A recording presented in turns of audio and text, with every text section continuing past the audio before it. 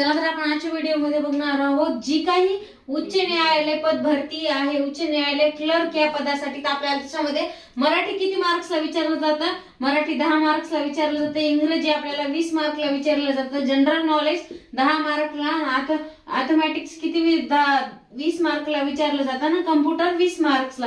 तर मग जास्त अवघड आपले हे दोनच विषय आहेत, म्हणजे याला आपल्याला 40 मार्क्स घ्यायचे. पण तशा पद्धतीने मग आपली जी काही टायपिंग टेस्ट असते ना, टायपिंग टेस्ट असते ती किती मार्क्सला असते? 10 मार्क्सला. असा एकूण 90 मार्क्सचा असतो पेपर. अशा पद्धतीने 90 मार्क्सचा पेपर आहे. इंग्लिश टायपिंग म्हणजे कम्प्युटर टायपिंग झालेली असेल तर खूप चांगलं आहे. कम्प्युटर टायपिंग याच्यासाठी लागते आपल्याला 40